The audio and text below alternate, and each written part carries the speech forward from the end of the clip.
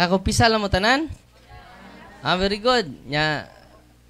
Mamaya mag-anointing of the sick si Father Il. Tapos na kayo umpisa lahat. Nandito din si Father Martin. Father Martin? Nandun sa So ngayon, mag-anointing of the sick si either Father Martin or Father Il. As Father Martin, mag-anointing of the sick mamaya. So ngayon, salamat sa Diyos. Nagkakita tayo ngayong araw na ito, February 8, 2000. God is good.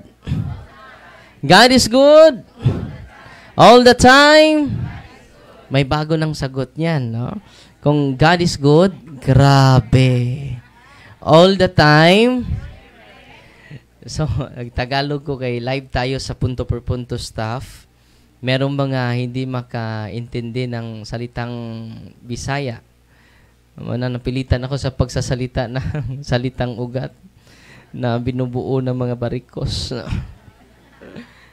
Noong isang linggo, last Sunday, may buong pamilya pumupunta dito. Yung nanay niya ay albularyo. At yung nanay ay nag-renounce sa pagka-albularyo, natanggap niya sa kanyang lolo na pasa. Nakatanggap ba kayo ng pasa, Lord? No? Na hindi mamatay yung lolo, lula natin, tatay natin kapag hindi mapasa? Yan po ay occult power. Hindi galing sa Diyos. Nung pumasok sila dito, silang lahat, ang nanay nag-react sa prayer. Ang tatlong anak nag-react din. No? Sa kapangyarihan ng prayer ng simbahan, yung Deliverance Handbook na sulat ni Father Sikea. It is a compilation of Father Sikea sa mga prayer ng ating simbahan na tinuturo namin sa inyong lahat ngayon. I hope you will use the prayer of the church. Maniwala kayo sa dasal ng simbahan. Naniwala nga kayo sa dasal ng albularyo eh. Hindi approve ng simbahan. Sila, yung nag-surrender, prayer din ng simbahan, pero hinaluan nila ng panalangin na hindi nila naintindihan. Hindi natin lingwahe. At tinanong ko siya, alam mo ba yung kahulugan niyan? Siya, hindi, Father. No? Dahil occult prayer, yan po ang kahulugan ng occult prayer. Hidden meaning. Walang kabuluhan. At hindi ko alam kung pupunta ba sila ngayon dahil binibigyan natin sila ng series of session. May counseling, may soul exorcism. Dito ako mag-soul exorcism dito. Marinig nyo mamaya, alas 2, mag-start na ako for soul exorcism. Mamaya ngayong alas 2. So, mapakinggan ninyo yung mga sigaw na mga possess mamaya. Huwag kayong matakot. At kung mag-react din sa diagnostic prayer, dito yung mga kasama natin, mga case officer, kung may mag-react din, huwag niyong videohan mamaya, ha? Okay lang ngayon mag-video kayo, pero mamaya, walang video. Dahil hindi naman natin i-post yung buong mukha nila para malalaman na may demonyo. Alam naman natin na may demonyo dahil nandyan yan sa banal na kasulatan. Amen? Dito sa office natin, damang-dama natin yung presensya ni Kristo, yung gawain ni Kristo. Yung preaching, buong umaga, nag-evangelize tayo sa inyong lahat.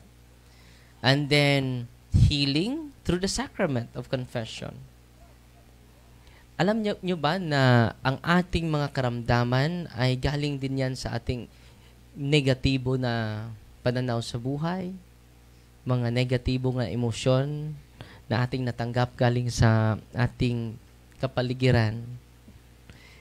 May isang from Cebu, last 2 weeks ago, hindi siya makalakad ng maayos. Matapos na nagalit siya sa isang tao. Minumura niya yung isang tao. Bigla lang siyang hindi na makalakad ng maayos. Simula doon. Yung kanyang sakit, connected sa galit. Grabe yung pagkagalit niya sa isang tao. At pumunta siya dito, nahihirapan siya sa pag-akyat. No? May nag-assist sa kanya. Parang punta siya dito sa office natin. Nahirapan talaga siya sa paglakad. Alam nyo, matapos niya kinukonfess yung mga sama ng loob niya, yung mga negatibong pananaw niya against sa isang tao, completely healed siya. Grabe, no? At si Father Martin Rilampagos ang kinukumpisalan niya. So, dito sa atin, binibigay namin sa inyo hindi si Father Darwin. Ang binibigay namin sa inyo ay higit pa kay Father Darwin. Si Kristo po. Sa pamagitan ng kanyang mga sakramento, sacrament of healing, confession, anointing of the sick, sa mga hindi na makapunta sa simbahan, hindi na makatayo, ibibigay din namin sa inyo ang Holy Eucharist. Pero lahat naman kayo, makapunta ng simbahan. Kayong hindi lang makapunta sa simbahan, ibibigay namin si Kristo sa inyo completely. Sacrament of healing, confession, anointing of the sick, and then the body of Christ. Sino ba ang malakas? Sino ba ang pinakamapangyarihan? Ang sakramento o hangabak ninyo? Because sacraments are instituted by Christ. Grabe. Kung mangumpisal kayo, may bayad ba doon? Wala. Anointing of the sick, wala din. Kapag pupunta ka sa simbahan upang magsamba, may entrance fee ba ang simbahan? Wala. Kapag mangungumyunyon ka, sabihin ba ng pare, nagbigay ka na ba sa sibot? Naghulog ka na ba sa sibot? Huhulog ka o hindi, ang ating matatanggap ay katawan ni Kristo. Kahit magbigay ka man ng offering sa simbahan or wala, o dahil walang-wala ka, katawan pa rin ni Kristo ang ating matanggap. Amen? Lahat ng nandito, hindi namin ibigay, minsan ay, ang pinupuntahan nyo dito ay si Father Darwin. No? Hindi namin mabigay si Father Darwin sa inyo. Higit pa ni Father Darwin ang ibigay namin sa inyo. Si Kristo sa kanyang mga sakramento. So, kung in-examine ninyo yung sarili ninyo at tumanggap kami, lumapit kayo sa Sacrament of Confession, si Kristo ang natanggap ninyo. Mas makapangyarihan pa kay Saint John the Baptist. Natutuwa ba kayo ngayon? Si Kristo ang dahilan bakit tayo nandito. Dahil si Kristo ang dahilan bakit tayo nandito, ibibigay namin siya sa inyo libre. Natutuwa ba kayo? Bakit itong sacramentals, Father, hindi libre? By the way, yung mga sacramentals, ang proceeds yan ay ginagamit natin sa mga scholars. 43 scholars na po ang natulungan dyan.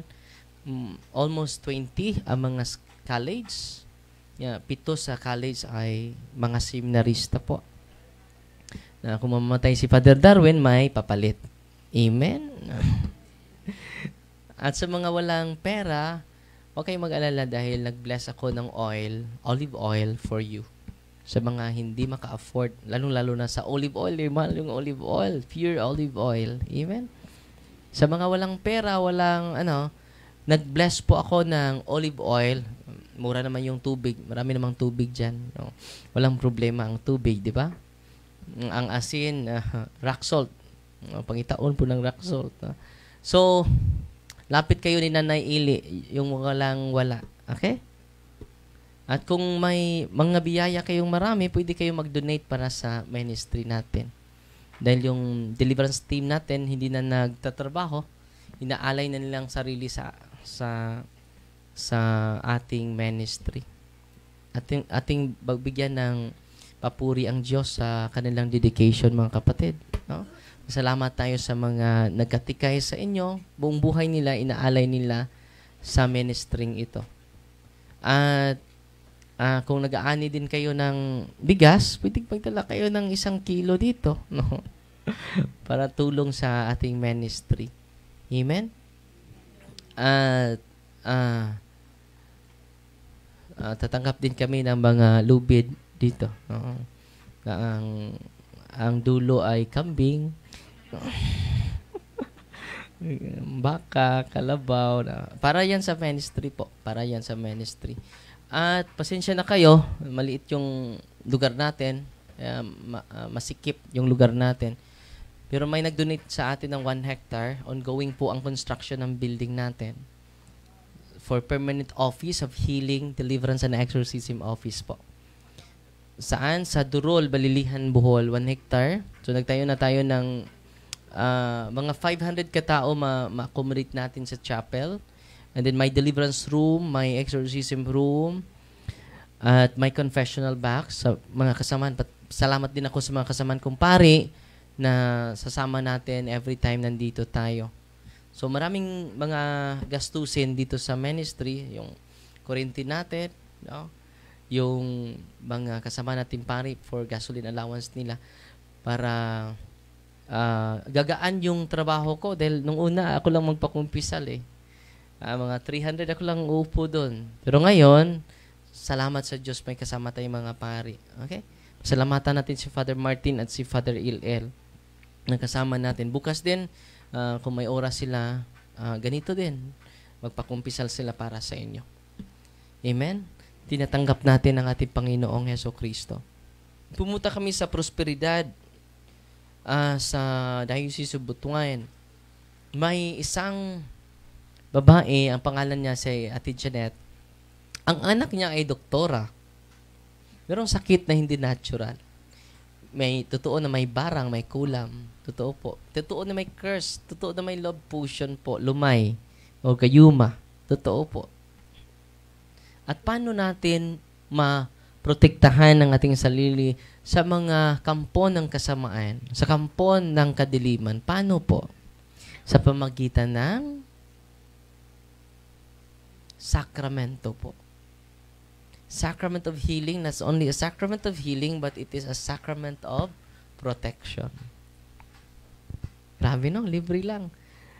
Kung naunawaan natin yan, lalong lahat tayo na nandito, lalapit sa kaparian natin. Only the priest can administer the sacraments.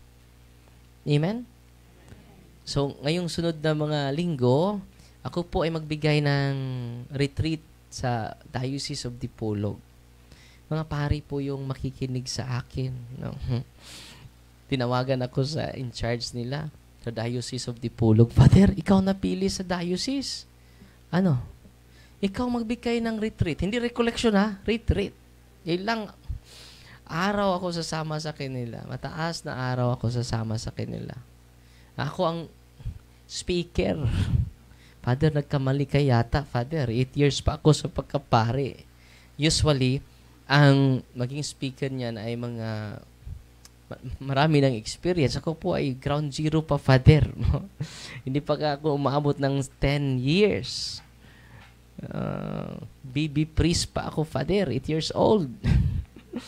Grade 2 pa ako, Father. Yung high school na Father or college na mga pare, wag ako. Pero yung in charge nila, sabi sa akin, Father, ikaw ang pinili nila. Wala akong magawa. Wag mo kaming tanggihan. 2 weeks po ako wala dito sa office natin from 18 to 29. March 2 pa ako makauwi dito. Dahil daming mga speaking engagement ko. March 1 may pupuntahan kami sa Manila. Pero pabalik naman isang yung close ko na friend na laging tumutulong sa atin, pupuntaan ko, no? Dahil nagkasakit yung kanyang yung kanyang kapatid. So, balik agad dito. So, March 2 na ako makauwi dito. From February 18 until March 2. Matagal. Pero open pa rin yung office natin. Open pa rin yung office natin dahil may mga kasamantayang pari. So, sasama ako sa mga Diocese of Dipolog. Sasamahan ko sila. Simula February 19. And then, may talk naman ako sa Sugbo February 26 to 29. Yeah. From Cebu to Manila naman, Manila to Bohol. So, puno yung schedule ko. Ay, no. At this coming March, sa Mindanao naman at part sa Cebu. Pinopost ko sa timeline ko yung schedule na ako. The whole February po pinopost natin. Tingnan nyo lang timeline ko para makasunod kayo saan tayo pupunta. Pero hindi ako hindi ako mag-deliverance doon, walang healing po. Dahil ang healing ay nasa kamay ng mga pari po. Confession, anointing of the sick, Eucharist. So, dublihin nyo. Kung nagkasakit kayo, dublihin yung pag-receive ng katawan ni Kristo. Dublihin nyo yung pag-examine sa ating sarili, yung mga kasalanan na hindi natin kinukumpisal. Nahihiya nga ako, Father. Itong 2 lang ikumpis ko, Father. Itong 3, nahihiya ako, Father. No. Kaya nga, lagay ko na. Pero dagdagan natin yan dahil nung una ako lang mag-isa. Pero ngayon, marami na mga pari na na-inspire din to sit the confessional box. So, dadagdagan na natin yan ng confessional box sa sunod na mga araw. Yan ang gagawin natin, mga kapatid. Okay? And then, sinabihan ko si Bishop, nagkausap kami last Tuesday. Bishop, ito po yung order ng aming, sa office natin. Nag-report ako. Grabe yung saya ni Bishop. Tsaka patuloy ka, Father Darwin, ha? At kung may correction ako sa'yo, tatawagan kita, Father. Huwag kang magtampo sa akin, ha? Nasabi ni Bishop. Oo naman, Bishop, ikaw yung tatay ko, no? And then, sinabihan ko siya sa development doon. Binigyan ko siya ng report dun sa ongoing construction. Sa mga maraming biyaya na natanggap niyo sa Panginoon, pwede magdala kayo ng kabilya doon. Pwede kayo magdala ng mga simento doon. Welcome na welcome po. By the way, for the diocese yan, it is owned by the Diocese of Tagbilaran. It is not owned by me. And then, it is a training ground for those inspired aspirant exorcists na walang experience po. Training ground po yon sa deliverance team, sa mga iba't ibang diocese. Pwede sila bibisita dito. At may office na tayo. May malaking lugar na tayo for that. Training center sa mga gustong mag-exorcise at mag-deliverance minister. Training ground. And then, malaking lugar po. Malaking lugar. At kung mag-donate kayo for the office, specific po ang ilagay ninyo. Your intention is mag-prevail. Hindi yung intention ni Father Darwin, kundi yung intention nyo. Ito po sa building, ito din sa ministry. Para magamit natin in line with your intention po. Dahil magtatanong kami, lalong-lalo na malaking pira, saan po ba ito? Para saan? Para sa ministry. Gastusin namin para sa ministry. At ito, para saan? Para sa building po yan. Pangbili ng simento. Pangbili ng hollow blocks. Pangbili ng mga material doon na magagamit natin. Walang problema po yan dahil mayaman po tayo. Amen? Walang problema kahit bilyon pa yan. Nagawa nga ni Pastor Kibuloy, no? Million lang yung member niya. Tayo pa, billion.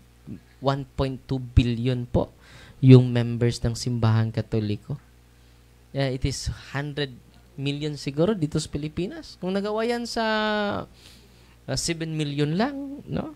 Lalo-lalo tayo mga Katoliko, ang dami natin, mayaman pa ang mga Katoliko. Ang problema lang natin ngayon, dahil ang pera ay nasa bulsa pa natin. No? By the way, it's galing sa puso ninyo. It is for the glory of God.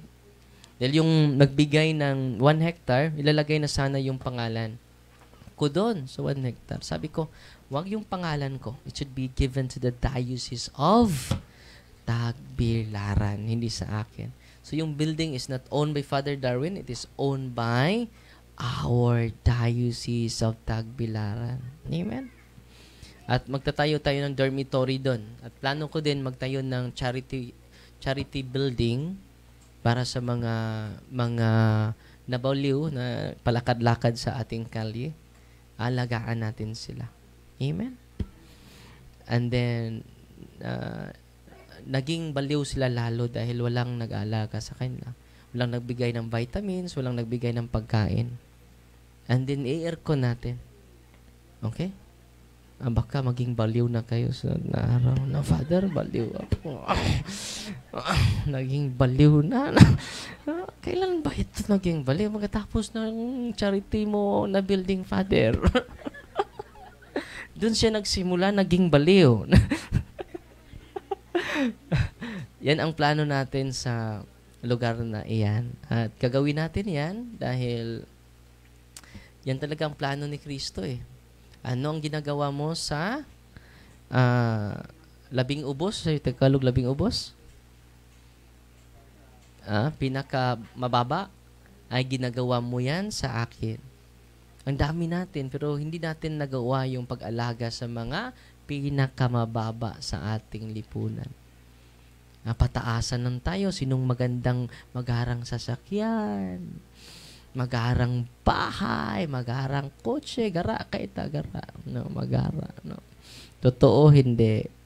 So, gamitin natin yung kayamanan natin for the kingdom of God. Amen? At sana, nakikinig kayo kanina, i-apply ninyo yung prayer ng simbahan. Una, prayer for protection. Nandyan yan sa content. After prayer, bakit ang prayer for protection? Para maprotektahan tayo. The prayer of the church, merong specific formula, specific prayer for that. Prayer for protection. And then, inner healing. Nandun sa table of content. Inner healing. Dahil ang dami nating puot sa puso natin. Totoo, hindi. Inner healing. And after inner healing, renouncement for non-Catholic belief. Non-Catholic practices, superstitious belief natin, i-renounce natin yan. Paglapit sa albularyo, i-renounce natin yan. Pinaka-solemn na renouncement sa harap ng tabernakulo. Yung exposition of the Blessed Sacrament, doon mo i-renounce. Buong pamilya, pasok kayo doon. Let us solemnly renounce. Yung nanay natin na albularyo, yung nanay natin na mangbabarang, yung nanay nating mga mangkukulam, i-renounce natin solemnly para ma-break yung occult spirits, influence of the occult spirits. Intindihan ninyo? After renouncement of the occult spirits, consecration na. Dahil na-vacuum eh. May vacuum. Ni-renounce mo eh. So may vacuum na natili. Anong gawin natin? Consecration to the Sacred Heart of Jesus. Consecration to the Immaculate Heart of Mama Mary. Yan. Sunod doon, breaking the seal and consecration. Dahil na-consecrate tayo eh. Yung mga tatay natin nagpadugo sa bahay natin during yung birthday natin. Pinagi sa dugo sa sunoy. Yung dugo ba ng sunoy? Yung manok? Ang nagligtas sa'yo? Di ba dugo ni Kristo? We are sealed and consecrated to unclean spirits. Yung padiwata ng mga lolo natin. May kinakausap. Yung mga nag-react dito, Father, alam mo ba, Father, may pinakain kami dun sa bahay. Ano bang pinakain nyo? Hindi namin alam. Yung bili ni Lulay, pakainin nyo sila. So, pinakain namin. Nakita nyo ba? Hindi namin nakita, Father. Basta pinakain namin. So, grabe yung occult spirits. Pag-aalay ng mga espiritu na gala. Breaking the seal and consecration because we are sealed and consecrated to unclean spirit. Lalong-lalo na sa pagkain natin. Oy, galing yun sa magsasaka. Matapos ma-harvest yung kanilang palay, nagpadiwata yung magsasaka. Salamat sa mga magandang ani namin. Totoo, hindi. At binili mo naman. Pagbili mo, lahat ng kapamilya mo kumakain. Break the seal and the consecration of the food. Breaking the seal and consecration of our family. Ang dami, no? Yung mga superstitious ninyo, yung pabitay-bitay ninyo ng mga kinhason, ikog sa pagi, yung mga buungon, We are sealed and consecrated to unclean spirits. Mga superstitious na mga lola natin na iniwan natin hanggang ngayon, tayo po ay naniniwala. We are sealed and consecrated. So anong gawin natin? Deliverance. Breaking the seal. Nandyan po sa prayer ni Father Sikia. Natutuwa ba kayo ngayon? Sunod. Anong sunod? Breaking all curses and spells. Dahil maraming nagagalit sa atin, lalo na ni Father Darwin. Mamatay pa yan si Father Darwin. Masagasaan ba? Curses. We receive a lot of curses every day. Galit na galit. Gustong mag-revenge sa iyo. At pupunta sila sa mga albularyo, babarangin ka. Kukulamin ka. So, anong gawin natin? Breaking the curses. Nandyan sa... Wow, kompleto yung simbahan. Almost 2,000 years old ang simbahan, mga kapatid. Amen? Grabe yung simbahan natin. Breaking unholy ties, links, and bandages. Ano po yun?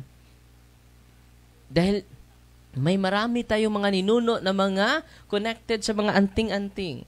Occult practitioners, mangkukulam, manghuhula. We are linked and bandages. May imaginary friends tayo, Father. Alam mo ba, may kaibigan akong diwende. Imaginary friends, imaginary boyfriends and girlfriends, spirit of incubus and spirit of succubus. Breaking the unholy ties, links, and bandages. At deliverance prayer 1, nandyan po, in the name of Jesus of Nazareth. Ang ganda niyan.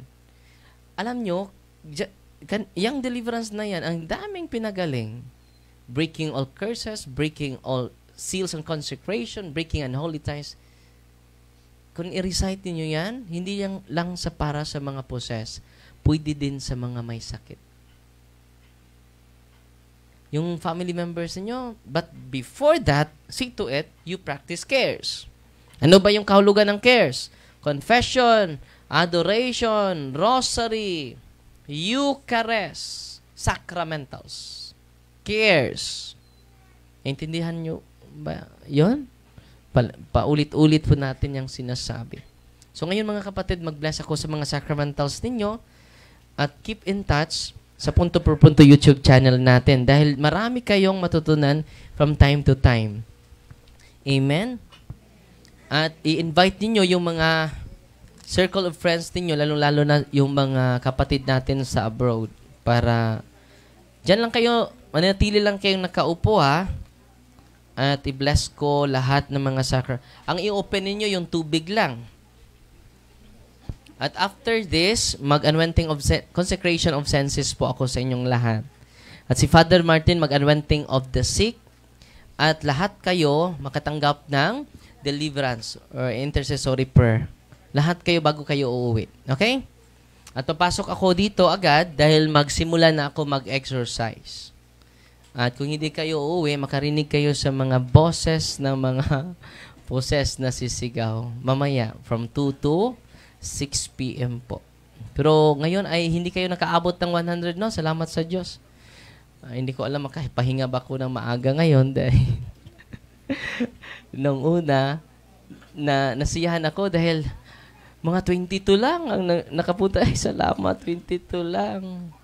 Ang 12 ay may sagong kimikal, may sagol, may halong kimikal, may mga demonyo, no?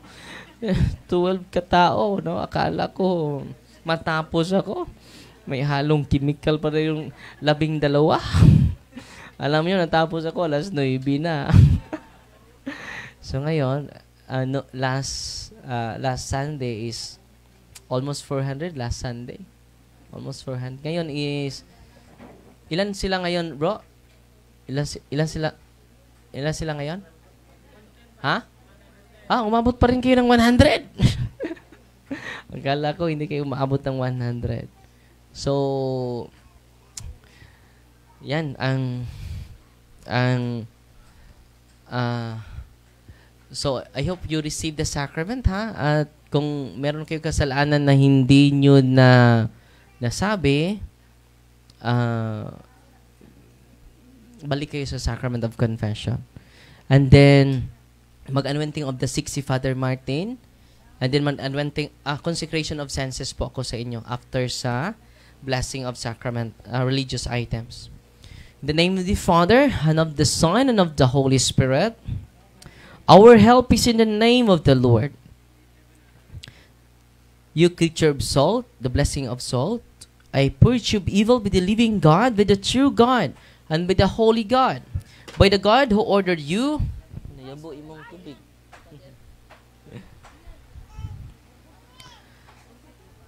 to be cast into water to cure its untruthfulness. Be thou purified salt for the healthy believers, giving soundness of body and soul to all who use you, in whatever place you are sprinkled.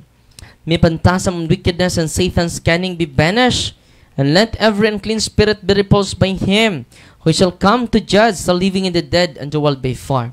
Almighty everlasting God, humbly we implore your boundless mercy, that you would dine your goodness to bless and sanctify this creature of salt, which you have given for the use of mankind. May all that use it find in it a remedy for soul and body, and let everything with it touches or sprinkles be freed from uncleanness, and assault from evil spirit, through Jesus Christ, your Son, our Lord. Amen. The blessing of water.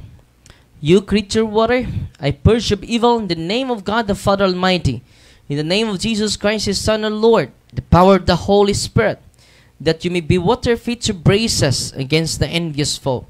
May you be empowered to drive him forth and exalt him together with his fallen angels, with the power of the selfsame Jesus Christ, our Lord, who shall come to judge the living and the dead in the world by fire.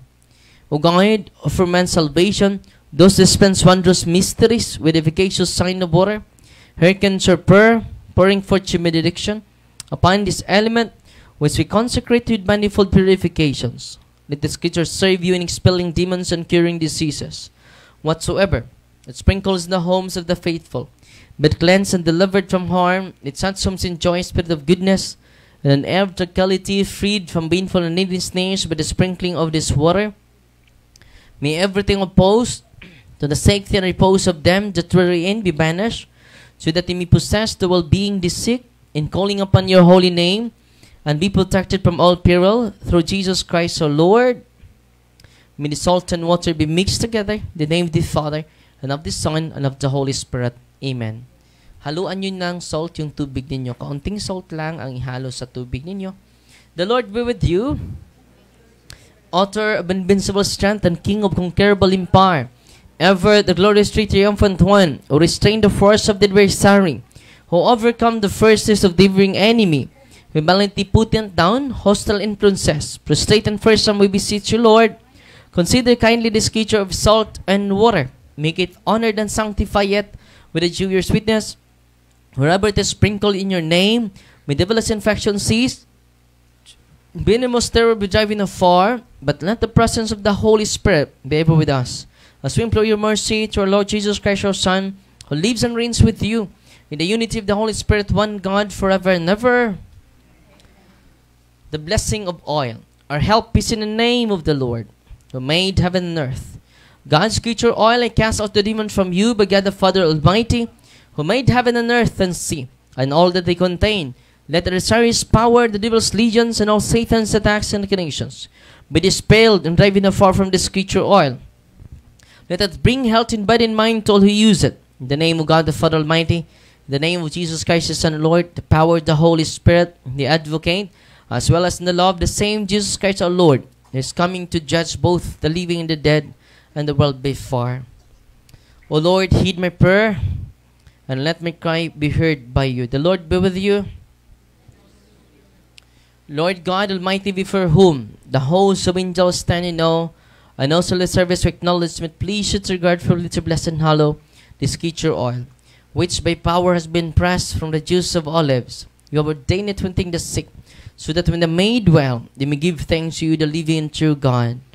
Grant, we pray, that those who use this oil, which we're blessing in your name, may be delivered from all suffering, all infirmity, all wiles of the enemy.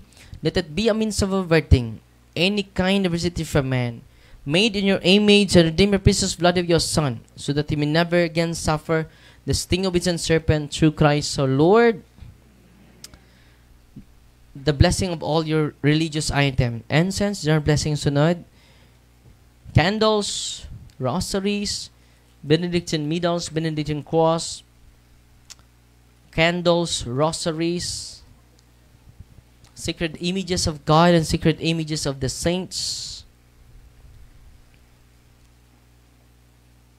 scapulars, handbook.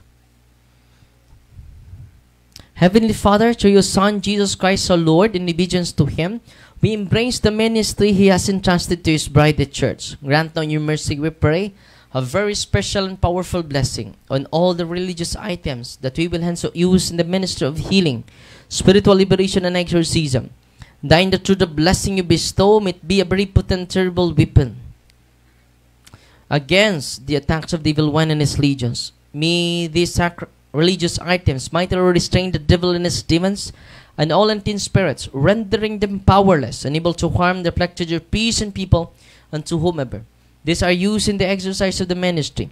Wherever this kept, maintain and diabolic spirits flee in fear, never daring to harm, nor even approach. In the exercise of the ministry of healing, spiritual liberation, and exorcism, may Jesus Christ our Son be glorified forever. This we humbly ask, in the name of Jesus Christ our Son, our Lord, who lives and reigns with you, in the unity of the Holy Spirit, one God, forever and ever.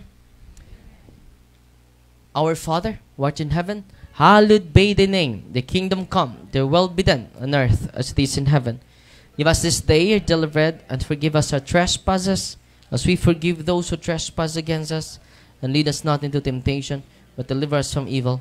Amen. Lahat ng mga sacramentals ninyo, holy and exorcised water. Hindi yan basta-basta, holy and exorcised water, because of the prayer of the church, because of Christ. Holy and exorcised oil, holy and exorcised salt. Natutuwa ba kayo ngayon? During exorcism, mga kapatid, kung makita lang ninyo actual, pero hindi natin ipakita, dito tayo mag-exercise. Kapag maipunas namin yung holy and exorcised oil sa poses, sisigaw sila. Ang init! Grabe, no? Yung mga grabing mga albularyo na mga high rank yung demonyo, yung spirit guide nila, mga high rank, hindi maka-penetrate, hindi maka-face-to-face sa mga sacramentals. Yung mga mangkukula, mag-react sa mga sacramentals. May dinadala ngayon si Brother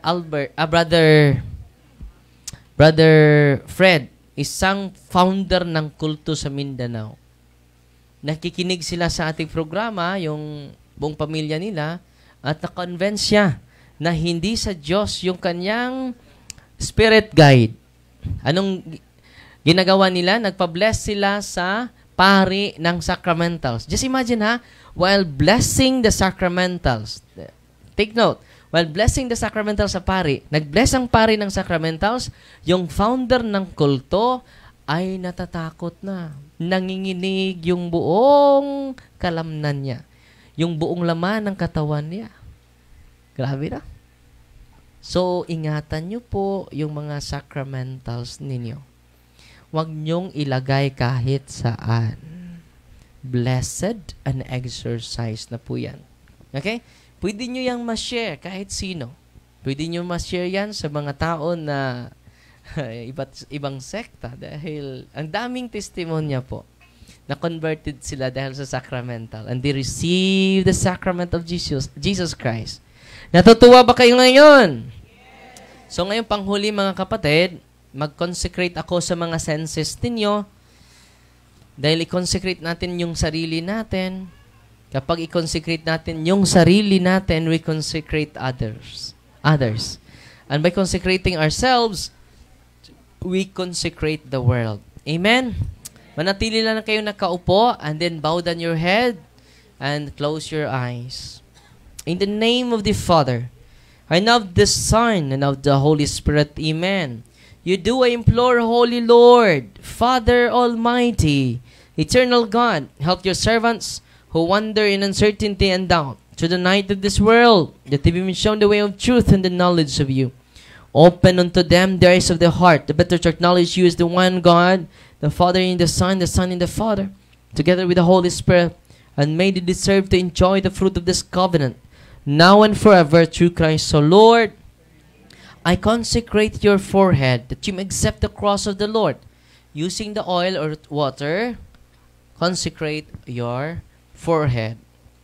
Ang yung noo mag-sign of the cross kayo with great devotion. I consecrate your ears that you may hearken the divine precepts. Yung mga tainga natin. I consecrate your eyes that you may see the grandeur of God. Yung mga mata ninyo. I consecrate your nostrils that you may perceive the sweet fragrance of Christ. Ang ating mga ilong. I consecrate your mouth that you may utter the words of life. Ang ating bibig. I consecrate your chest that you may believe in God. Ang ating mga dibdib. I consecrate your shoulders that you may take upon the yoke of His service. Ang ating mga balikat. I consecrate your hands that you may work to glorify His holy name. I consecrate your feet that you may walk in His ways. Ang ating mga paa. I consecrate your whole being in the name of the Father and of the Son and of the Holy Spirit, that you may have life everlasting and you may live forever and ever. Receive the salt of wisdom. May it be unto you a sign of reconciliation unto life everlasting. Amen. I seal you to the most precious blood of Jesus Christ. I consecrate you to the Sacred Heart of Jesus, Immaculate Heart of Mary. Amen. The Lord be with you. May Almighty God bless you. In the name of the Father, and of the Son, and of the Holy Spirit. Amen. Kain kayo ng kaunting salt, yung holy and exorcised salt, kaunti lang na holy and exorcised salt. At matapos ninyong mag-practice ng cares, pwede ninyong ma-deliverance yung bahay ninyo. Okay? At kung may sakit kayo na family members, pwede ninyo i-deliverance. Okay? Natutuwa ba kayo ngayon? At atin-atin lang ito ha, huwag kayong magsabi sa iba, atin-atin lang ito ha. Baka save kayo ngayon. Kining ato-ato ra kay mo spread out pa nun. Sa ato-ato ra niya. Alam yung saba. Totoo, hindi. So, natutuwa ba kayo ngayon? At ako po ay magsimula na, mag-exercise po dito. Huwag kayong may ano dito, may butas. Huwag kayong sisilit dito ha. Baka mag-transfer sa inyo. No? Madubli na yung problema ko. No? Joke ra yan ha. Biro lang yan. So ngayon mga kapatid, magsimula na tayo. Tatawagin na yung mga pangalan ninyo. Okay? At kung tatawagin... Last week, mga kapatid, yung unang tinawag, nag-react. No.